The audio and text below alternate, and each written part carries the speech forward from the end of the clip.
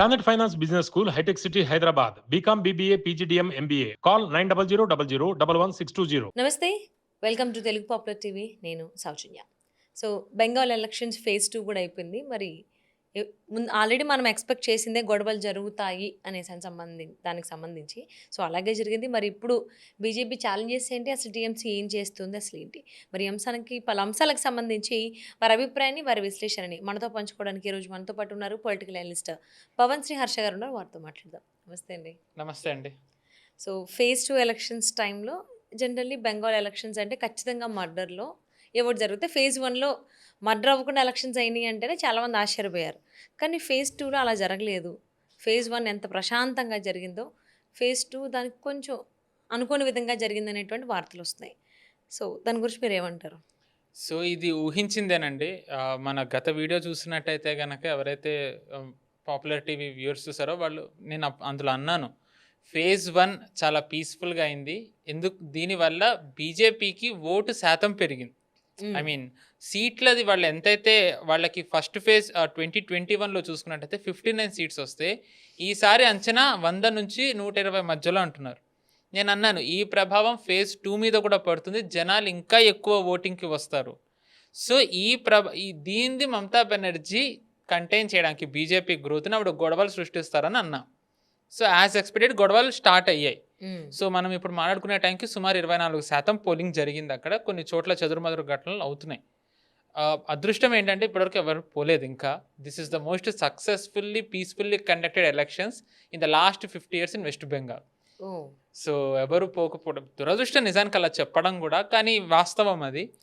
So, ఇప్పుడు మీరు అన్నట్టుగా ఎవరికి ఎడ్జ్ ఉంది అంటే ఫేజ్ 1 ఒక ఎత్తు, ఫేజ్ 2 కంప్లీట్లీ డిఫరెంట్. అంటే ఎలా అంటే మీరు 2 వేర్వేరు రాష్ట్రాల ఎన్నికలు చూస్తున్నట్టే. ఒకే రాష్ట్రం అయినా. ఎందుకంటే phase 2 completely Mamata Banerjee Bastian, ఆవిడ కంచుకోట మొత్తం. ఇప్పుడు 142 సీట్లలో అవుతున్నాయి పోలింగ్. 2021లో ఈ 142 సీట్లలోంచి 123 సీట్లు టీఎంసీ గెలిచింది. బీజేపీ కేవలం 18 సీట్లే గెలిచింది. అండ్ దీంట్లో కూడా ప్రెసిడెన్సీ రీజన్ అని ఒకటి ఉంది. ఇది మామూలుగా north 24 Pargana, south 24 Pargana, Howrah, Calcutta and Nadia ఈ 5 జిల్లాలను కలిపి ప్రెసిడెన్సీ రీజన్ అంటారు. ఇది సుమారు 111 సీట్లు. 2021 ఎన్నికల్లో మమతా బెనర్జీ 96 సీట్లు గెలిచింది. బీజేపీ కేవలం 14. అంటే దీన్ని బట్టి బీజేపీకి ఇది ఎంత ఛాలెంజింగో మనం అర్థం చేసుకోవచ్చు.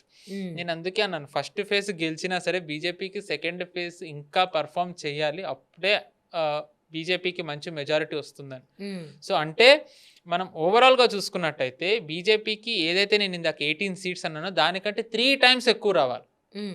3 times ఎక్కువ వస్తేనే బీజేపీకి ప్రభుత్వం ఏర్పాటు చేసే అవకాశం ఉంటుంది. సో, మరి వస్తుందా లేదా అనేది మనం వేచి చూడాలి. అయితే ఈసారి బీజేపీకి ఫేజ్ 2లో వచ్చేసరికి పెద్ద ఛాలెంజ్ ఏంటి అంటే చాలామంది ఇక్కడ డెమోగ్రఫీ అంటారు.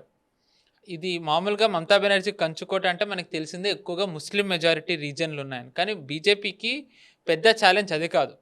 బీజేపీకి పెద్ద ఛాలెంజ్ మహిళలు. ఎందుకంటే మామూలుగా మనం అంటాం దేశంలో చాలా రాష్ట్రాల్లో బీజేపీ ఎక్కడెక్కడైతే ఉందో మహిళల ఓటు బ్యాంకు బీజేపీ మోదీ గారిది పథకాల ద్వారా మహిళా ఓటు బ్యాంకుని బీజేపీ క్రియేట్ చేసుకోగలిగిందని. అలాంటి కాన్సెప్ట్ మమతా బెనర్జీ ఫాలో అవుతున్నారు. మహిళలు మెయిన్ బ్యాక్ బోన్ టీఎంసీకి. సో, ఏదైతే మధ్యప్రదేశ్లో కానివ్వండి, మహారాష్ట్రలో బీజేపీ మొన్న అంత భారీగా గెలవడానికి ఒక రీజన్ ఏంటంటే వాళ్ళు అక్కడ తెచ్చిన పథకాలు మహిళలకి లడ్కీ బెహనా యోజన అని, లాడ్లీ బెహనా యోజన అని. అలాంటి పథకమే లక్ష్మీ పథకం పేరుతోని మమతా బెనర్జీ ఇక్కడ ఇస్తుంది. వెస్ట్ బెంగాల్లో ఐ థింక్ 3000 ఎంతో ఇస్తుంది ఆవిడ. 2024లో లోక్సభ ఎలక్షన్స్ అప్పుడు బీజేపీకి ఆశించిన ఫలితాలు రాలేదు. 2019లో సుమారు 18 to 19 సీట్స్ వస్తే సందేశ్కాలి ఇన్సిడెంట్ 2024 టైంలో చాలా ఉధృతమైంది. అంటే మహిళలు ఎలాగ అత్యాచారానికి గురవుతున్నారు అనేది బీజేపీ చాలా హైలైట్ చేసింది. దాంతో వాళ్ళు సుమారు 25 నుంచి 30 సీట్లు ఆశించారు. అంటే అనుకున్నారు మనకు అంత వస్తాయని. చివరికి ఎన్ని ఫలితాలు వచ్చిన తర్వాత చూసే 12కు దిగింది. వచ్చిన నెంబర్ రాకపోగా 19లో దానికంటే తగ్గింది. ఒక కారణం చివరికి సందేశ్కాలిలో ఓడిపోయింది బీజేపీ అంత చేస్తే.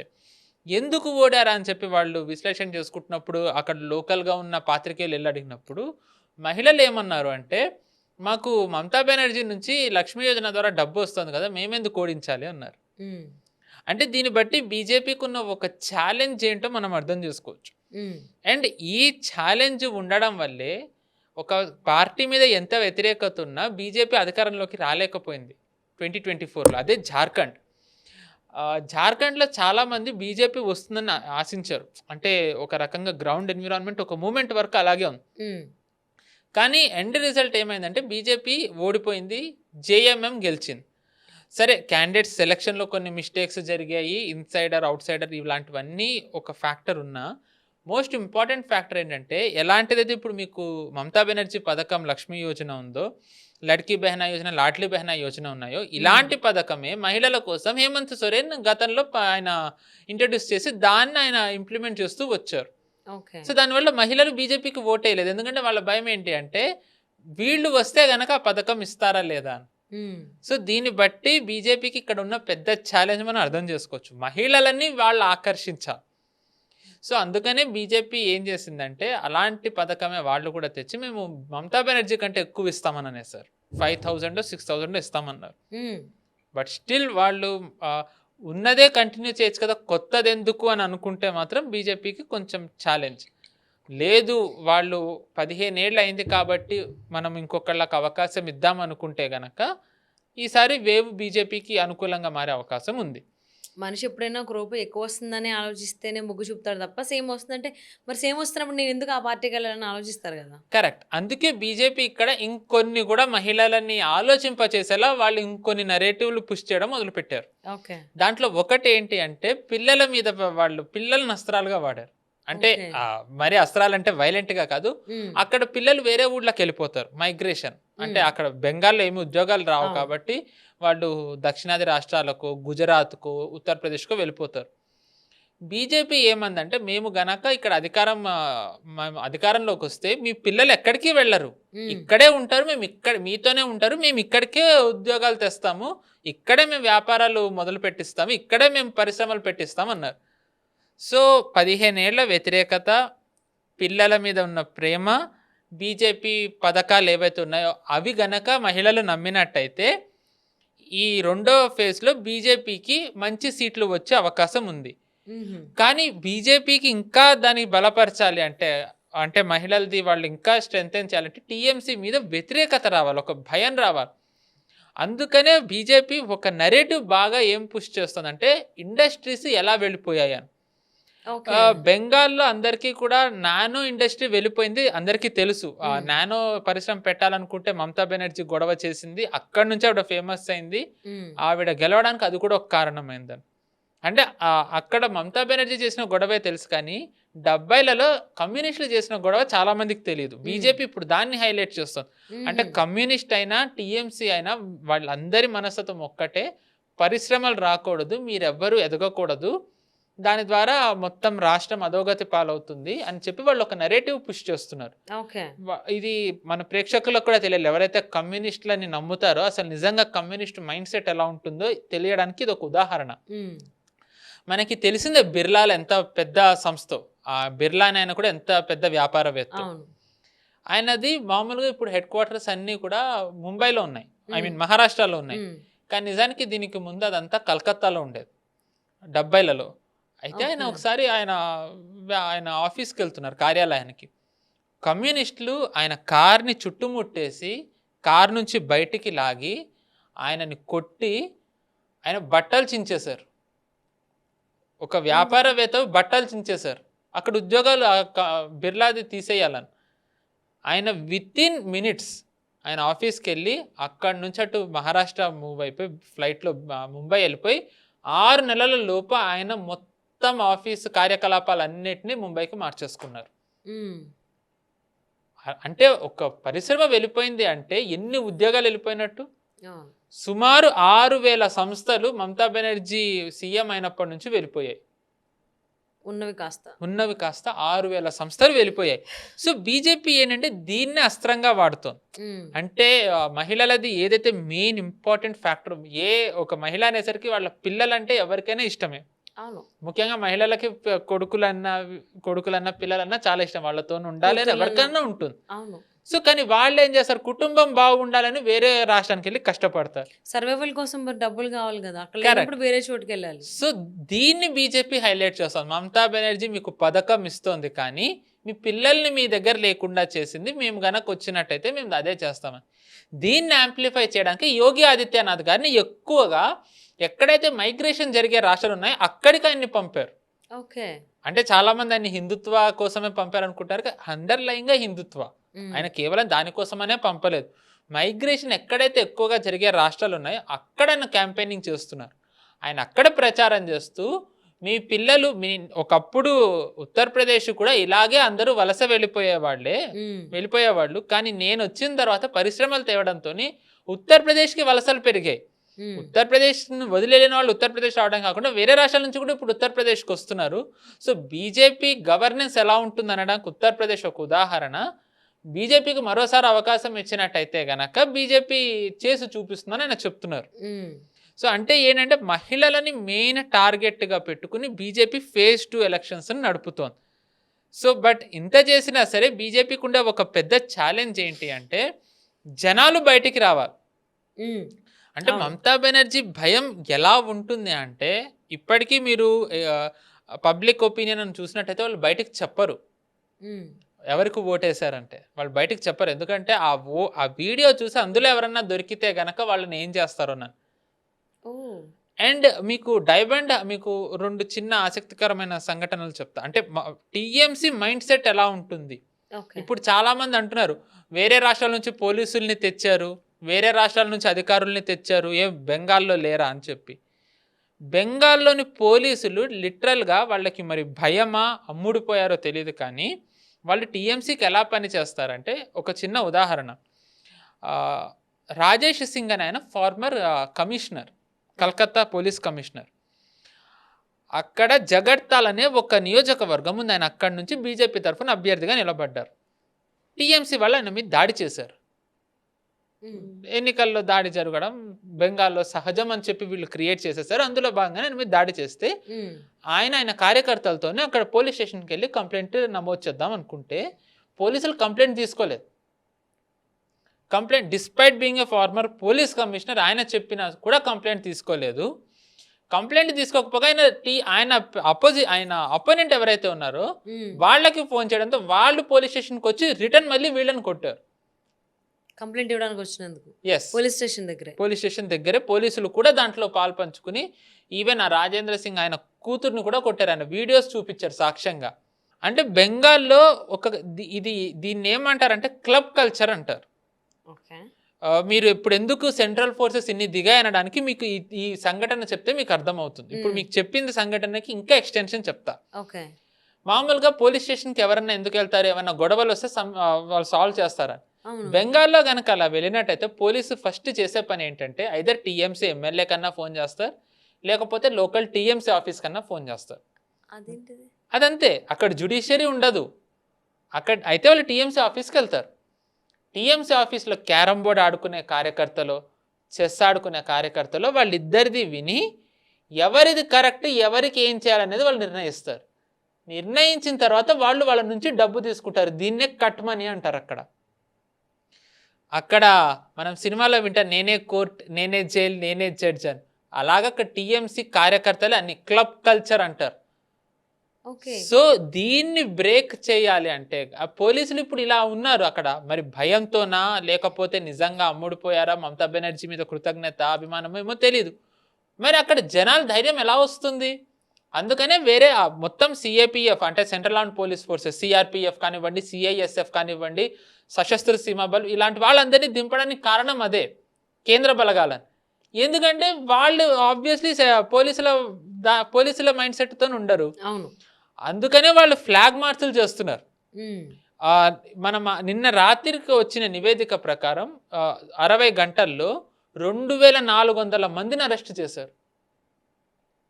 2400 మంది 2021 నుంచి 2026 మధ్యలో రౌడీ షీట్లు ఎవరి మీద అయితే నమోదయ్యా, ముఖ్యంగా ఎన్నికల తరువాత ఏవైతే వైలెన్స్ క్రియేట్ అయిందో దాంట్లో ఎవరెవరి మీద అయితే ఎఫ్ఐఆర్లు నమోదయ్యా వాళ్ళందరినీ అరెస్టులు చేశారు. మళ్ళీ ఎక్కడ ఏం చేస్తారో నన్ను. అంటే బెంగాల్ది సిచ్యువేషన్ అంటే ఎంత సీరియస్, ఎంత సివియర్, ఎంత డేంజరస్ తెలియాలంటే చిన్న ఒక ఉదాహరణ చెప్తాను. ఆర్టికల్ 370 తీయడం మనందరికీ తెలిసిందే. ఆర్టికల్ 370 తీసిన తర్వాత కూడా అక్కడ సెంట్రల్ ఫోర్సెస్ ని పంపారు. ఆర్మీనే కాకుండా ఇప్పుడు మీకు చెప్పిన సిఐఎస్ఎఫ్, సిఆర్పిఎఫ్, ఎస్ఎస్బి ఎంతమందిని పంపారో మనకు తెలుసు. అక్కడ పంపిన దానికంటే ఎక్కువ మంది ఇప్పుడు పశ్చిమ బెంగాల్లో ఉన్నారు. కశ్మీర్ కంటే ఎక్కువ కేంద్ర బలగాలు ఈరోజు పశ్చిమ బెంగాల్లో కేవలం ఎన్నికలు జరిపించడానికి ఉన్నారు అంటే అక్కడ పరిస్థితి ఎంత దారుణంగా ఉందో మనం అర్థం చేసుకోవచ్చు. అవును, అసలు అర్థమవుతుంది. అసలు పోలీసులు కంప్లైంట్ ఇవ్వడానికి వెళ్తే ఒక పార్టీ ఆఫీస్ కాల్ చేసి ఎవరు ఏంటి అని చెప్పేసి అలా అడగడం, అది కల్చర్. అది బెంగాల్, దాన్ని వాళ్ళు చాలా గర్వంగా చెప్పుకుంటారు. వాళ్ళు అది చాలా గర్వంగా చెప్తారు. ఇంకా మీకు ఇంకొక ఉదాహరణ ఏంటి అంటే, ఇప్పుడు మీకు డైమండ్ హార్బర్ అని ఒక పార్లమెంటరీ కాన్స్టిట్యున్సీ ఉంది. అభిషేక్ బెనర్జీ మమతా బెనర్జీ మేనల్లుడు అభిషేక్ బెనర్జీ అక్కడి నుంచి ఎంపీగా ఆయన గెలిచారు. ఇప్పుడు ఆయన ఉన్నారు. ఆయన అక్కడ ఫాల్ట్ అని ఒక నియోజకవర్గం ఉంది ఎంపీ కాన్స్టిట్యున్సీలో వచ్చే అసెంబ్లీ కాన్స్టిట్యున్సీలో. అక్కడ జహంగీర్ ఖాన్ అనే ఆయన రైట్ హ్యాండ్ పర్సన్ ఇప్పుడు పోటీ చేస్తున్నాడు ఎమ్మెల్యేగా. ఇది ఫాల్టాలో వీళ్ళు గెలుస్తూ వస్తున్నారు కొన్ని ఇయర్స్ నుంచి. వీళ్ళు ఎలా గెలుస్తారంటే అక్కడ జనాలు వేరే పార్టీకి ఓట్ వేయడానికి భయపడతారు. ఎలా భయపడతారు అంటే, వీళ్ళు లాస్ట్ టైం ఏం చేశారంటే అక్కడ ఎక్కడైతే బీజేపీది ఓటు నొక్కేది ఉంటుందో అక్కడ వ్యాస్లిన్ పెట్టారు, వ్యాస్లిన్ పూసి పెట్టారు. ఉదాహరణకు ఒకళ్ళు ఎవరన్నా లోపలికి వెళ్ళి ఓటేసి బయటకు వచ్చినట్టయితే వీళ్ళు వెళ్ళి చూస్తారు.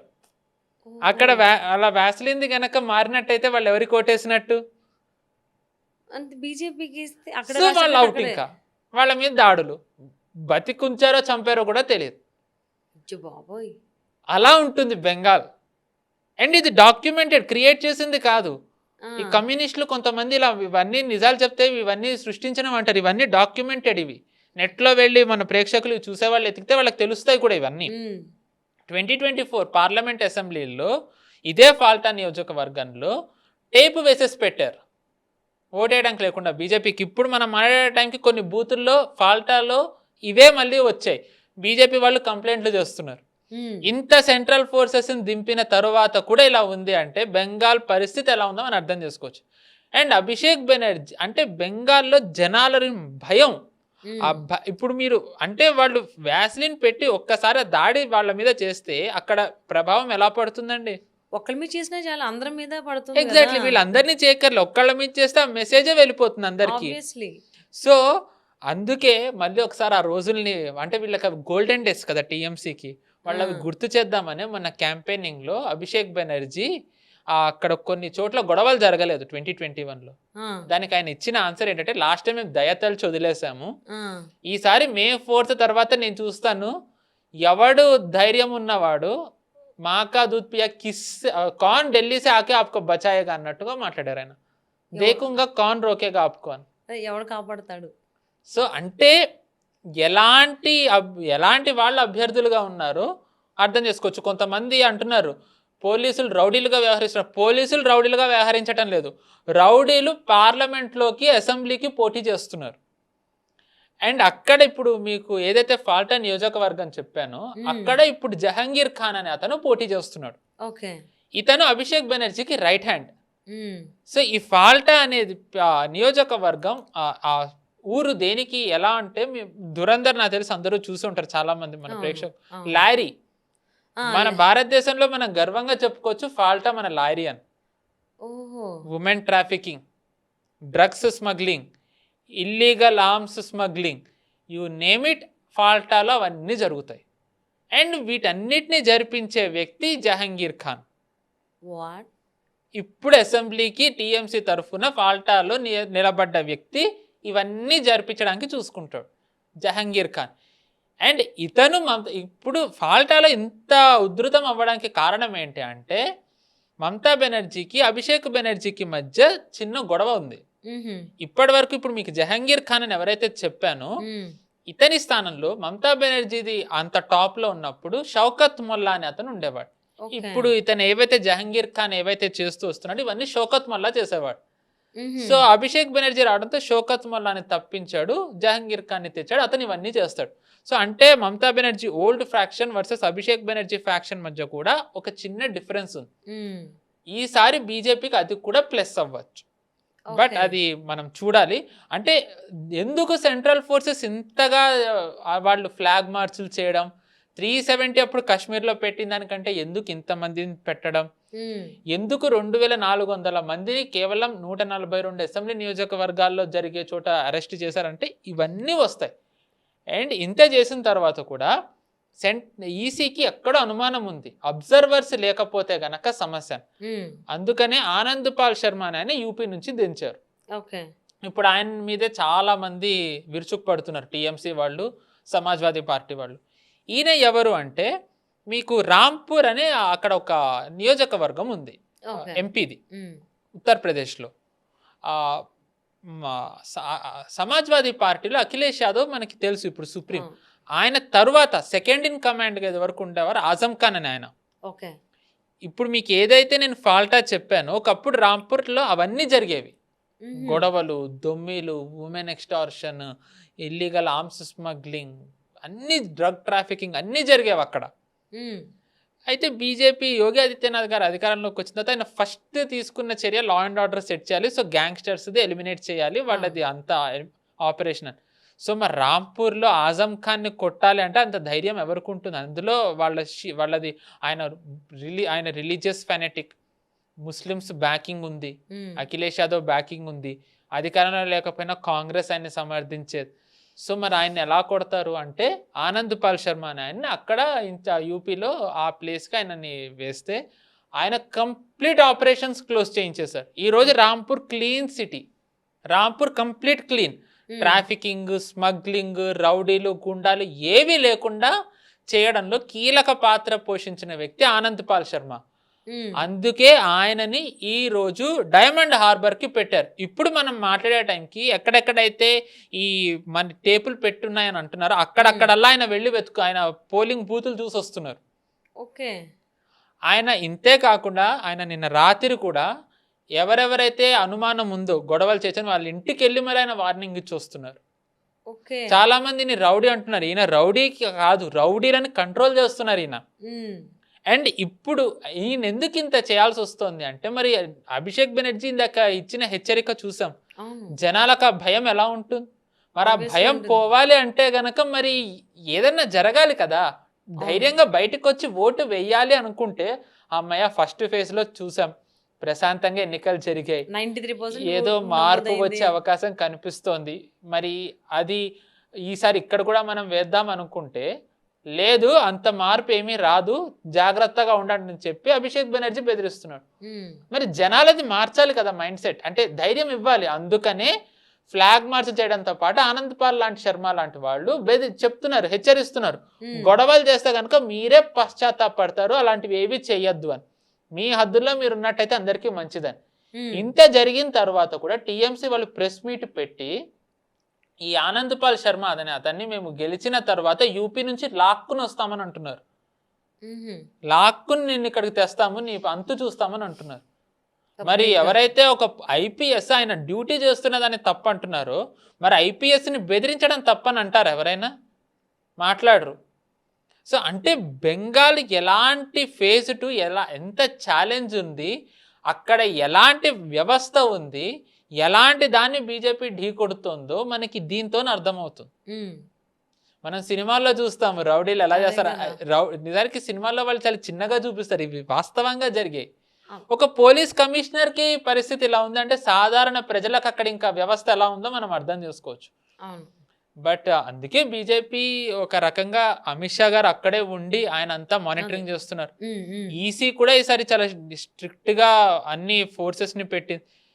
జనాలకి ఈసారి భయపడడానికి ఏమీ లేదు. కానీ ఇంత జరిగినా సరే మార్పు రాకపోతే ఇంకా బీజేపీ అక్కడ వచ్చే సూచనలు దరిదాపుల్లో కూడా కనిపించటం లేదు. ఇప్పుడు వస్తేనే బీజేపీ వచ్చినట్టు. ఎందుకు అంటే డెమోగ్రఫీ చేంజ్ ఇంకా ఎక్కువైపోతుంది, ఇంకా బీజేపీకి స్కోపే ఉండదు, మర్చిపోవచ్చు బెంగాల్. సో మనం చూసాం జార్ఖండ్ బీజేపీ నాకు చెప్పినట్టు 2024లో బీజేపీ వస్తుందని చాలా మంది నమ్మారు. Among one of the many reasons ఇందాక చెప్పినవి కాకుండా మరొక కారణం ఏంటి అంటే బీజేపీ ఓడడానికి డెమోగ్రఫీ చేంజ్. ఓకే.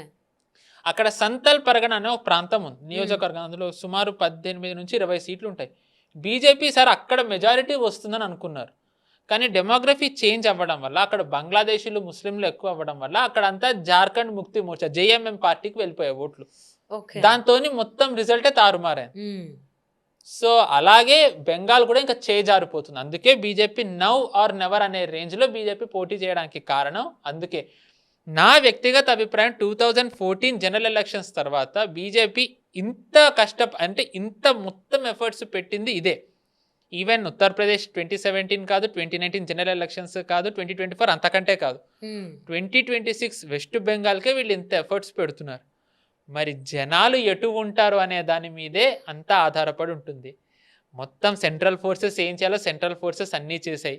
వాళ్ళు ఏం ధైర్యం ఇవ్వగలరో వాళ్ళు ఆ ధైర్యం ఇచ్చారు. బీజేపీ ఈసారి ఫ్లాలెస్ క్యాంపెయినింగ్ చేసింది. నిజంగా ఈసారి బీజేపీ అద్భుతమైన క్యాంపెయినింగ్, ఒక్కటి కూడా వేలెత్తి తప్పు చేశారు అనడానికి లేకుండా చేశారు.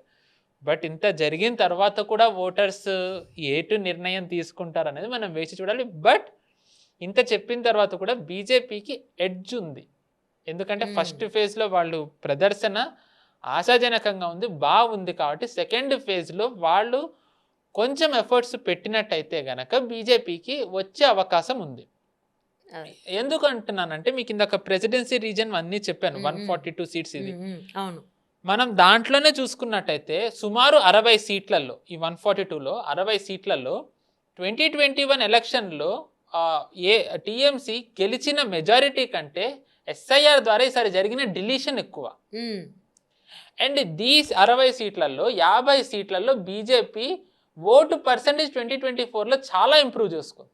ఓకే, అంటే ఎడ్జ్ కొన్ని చోట్ల అవకాశం ఉంది. సో ఆ సీట్లలో గనక బీజేపీ దృష్టి సారిస్తే గనక ఈసారి మా వెస్ట్ బెంగాల్ బీజేపీ గెలిచే అవకాశం పుష్కలంగా ఉంది. At the end of the day voters నిర్ణయించాలి ఏమవుతుందో మనం చూద్దాం. ఆబ్వియస్లీ. సో బీజేపీ అయితే తన వంతు ప్రయత్నం అన్ని రకాలుగా ప్రయత్నించింది. సో ఇప్పుడు బెంగాల్ పీపుల్ వైపు ఉంది. So ball is in there court. So వాళ్ళు వెయిట్ చేస్తారు, ఏంటి రిజల్ట్స్ వరకు వెయిట్ చేయాల్సింది. మనం ఇప్పుడు ఎన్ని మాట్లాడుకున్నా అవన్నీ ఊహాగానాలకే ఉంటాయి. సో చుట్టుపక్కల వాళ్ళందరూ డెవలప్ అవుతున్నప్పుడు మనం కూడా డెవలప్ అవ్వాలనేటువంటి ఆలోచన వస్తుంది. మరి ఆ ఆలోచనలో బెంగాల్ పీపుల్ ఉన్నారా అనేది రిజల్ట్స్ రోజు చూద్దామండి. Thank you so much. Thank you, నమస్తే.